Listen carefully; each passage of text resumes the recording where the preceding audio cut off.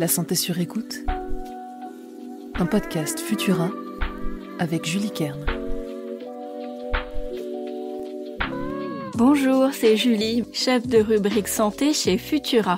Bienvenue dans ce nouvel épisode de La santé sur écoute.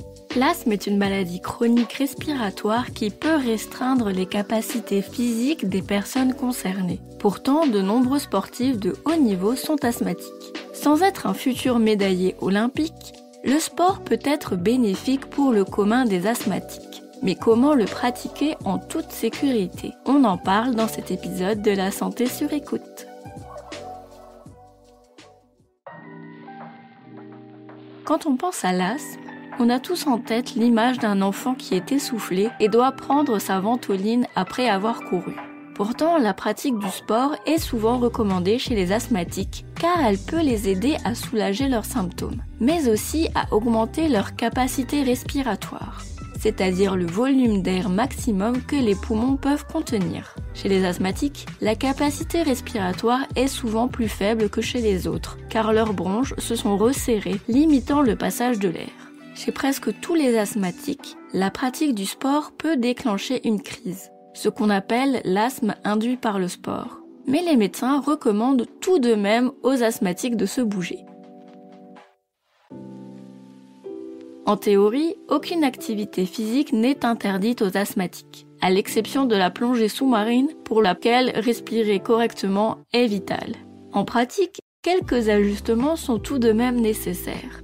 Il faut tout d'abord que l'asthme soit bien contrôlé par un traitement de fond et mettre en courant son médecin qu'on a envie de pratiquer un sport. Puis avant de se lancer, il faut bien s'échauffer. Il faut aussi éviter de pratiquer dans un environnement où les allergènes pourraient déclencher une crise, comme le pollen, la cigarette ou la pollution atmosphérique. Enfin, il faut toujours avoir à portée de main un bronchodilatateur en cas de crise. Évidemment, si l'une d'entre elles survient, on s'arrête. Ces précautions prises, un asthmatique peut pratiquer le sport qu'il veut.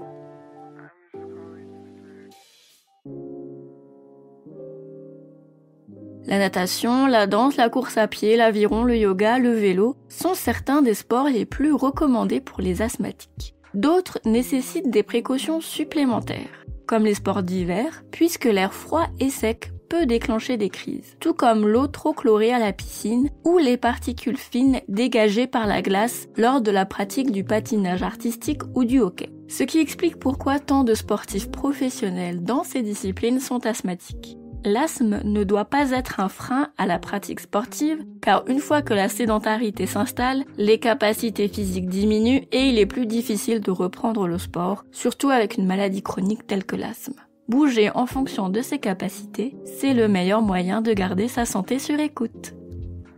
Merci d'avoir passé ce moment avec moi. Vous trouverez les sources de cet épisode dans la description pour vous forger votre propre avis. N'oubliez pas que les informations partagées pendant cette capsule audio ne se substituent pas à un diagnostic médical émis par un médecin. Si vous avez le moindre doute concernant votre santé, n'hésitez pas à consulter un professionnel. Pour nous soutenir et améliorer notre visibilité, abonnez-vous et partagez ce podcast autour de vous. On se retrouve dans 15 jours pour le nouvel épisode de La santé sur écoute. À très vite!